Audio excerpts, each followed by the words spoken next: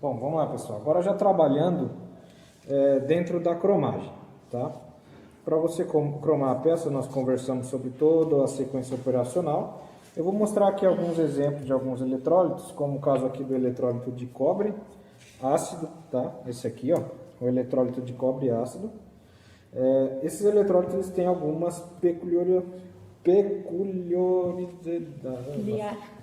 peculiaridades. Isso, muito obrigado.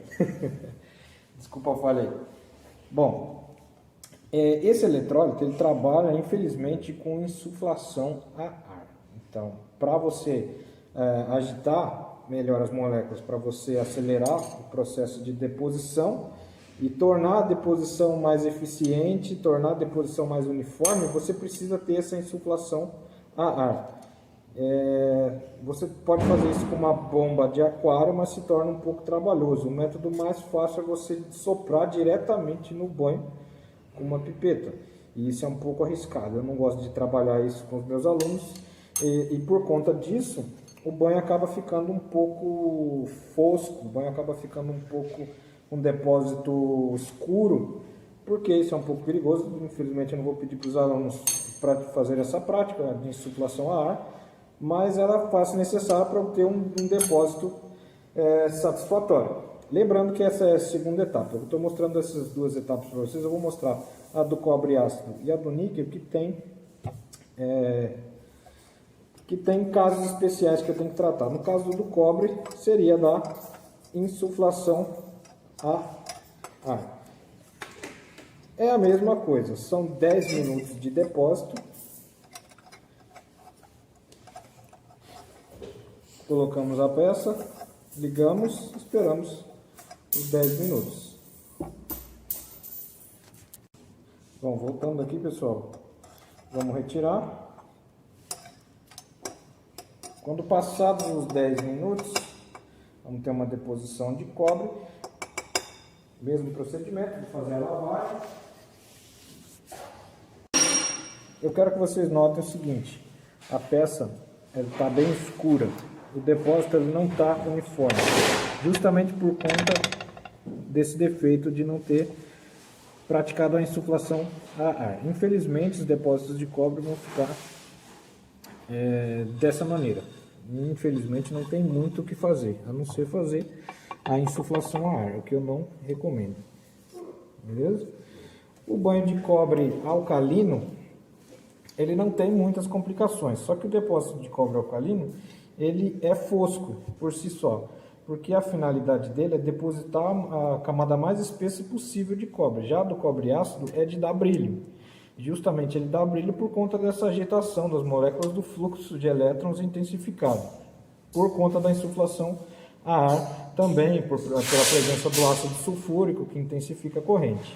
Mas se você não praticar a insuflação a ar, você tem o depósito dessa forma. Bom, pessoal, aqui a gente tem um eletrólito de níquel. O diferencial desse banho de níquel em relação aos outros eletrólitos é que ele precisa trabalhar com temperatura elevada. Como eu comentei aí na apresentação, o banho de zinco ácido ele precisa trabalhar com agitação, por conta de alguns componentes não serem tão bons condutores elétricos. Aqui no banho de níquel eletrolítico você vai perceber que os componentes são quase os mesmos, só vai mudar o sal do metal de interesse daqui da deposição, que no caso, obviamente, tem que ser o sal de níquel.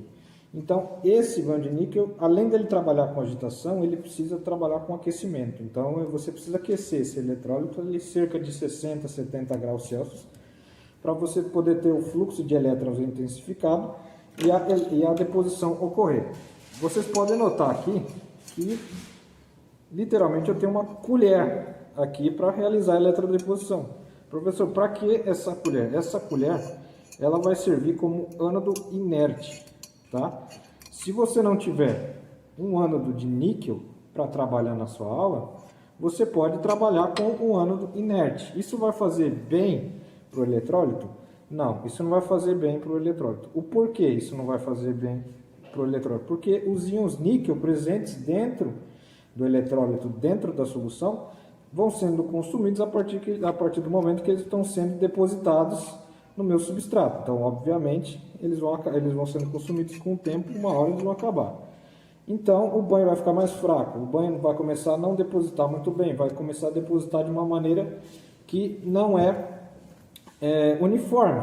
Então, com o tempo, você vai ter que reforçar esse banho através do método que nós vimos anteriormente no cálculo de reforço. A mesma coisa, vamos analisar a quantidade de níquel presente no banho, vamos fazer o cálculo da concentração, o cálculo do reforço. Então, feito o cálculo do reforço, a gente adiciona a quantidade de níquel necessária e podemos dar continuidade ao nosso depósito. O problema é que esses sais de níquel não são baratos. Então, você sempre está utilizando um ânodo inerte, no caso de aço inox, vai consumir muito, você vai acabar gastando um pouco mais. Mas é uma boa opção didática, né? Porque você não vai estar consumindo toda hora, não é sempre que você vai estar fazendo essa aula, então mais do que suficiente, você prepara ali um banho de níquel, mais do que suficiente vai ser esse banho para você trabalhar em várias aulas sem precisar fazer a manutenção. Então, peça mais uma vez feita o pré-tratamento, correto, o mesmo pré-tratamento, segue para todos os casos, tá? Feito o pré-tratamento e é só iniciar o depósito. Lembrando que o banho tem que estar a cerca de 60 graus, 70 graus, ele tem que trabalhar. E também ele tem que trabalhar sobre leve agitação, assim como o eletrólito de zinco ácido. Depois de realizada aqui a eletrodeposição, eu tenho dois casos aqui distintos para mostrar para vocês. Esse primeiro caso aqui é feito com a eletrodeposição de níquel, com o banho nas perfeitas condições. É claro que as manchinhas por conta do pré-tratamento, tá? Mas você tem aqui um bom depósito. Inclusive eu realizei esse depósito por cima de uma camada de cobre. Só que ela leva muito tempo. Esse cobre aqui, inclusive, eu utilizei a técnica de insuflação de ar. Então eu tive um bom depósito, consegui ter uma camada uniforme de níquel aqui e até com certo brilho. Nesse caso aqui, eu tive uma camada um pouco fosca, até que eu obtive algum certo brilho, só que por conta da temperatura um pouco baixa, eu tive uma queima aqui na região de alta densidade de corrente, ou seja, muitos íons se movimentando, fluxo de elétrons muito intensificado, o depósito acaba correndo de maneira descontrolada e acaba depositando demais, não é maneira uniforme, e acaba queimando aqui, que a gente chama de queimar a superfície do metal. Nada mais é do que depositou níquel em excesso de forma desigual. Então aqui nós temos dois casos. A importância somente da temperatura dentro desse eletrólito. É legal de estar trabalhando com os alunos, beleza?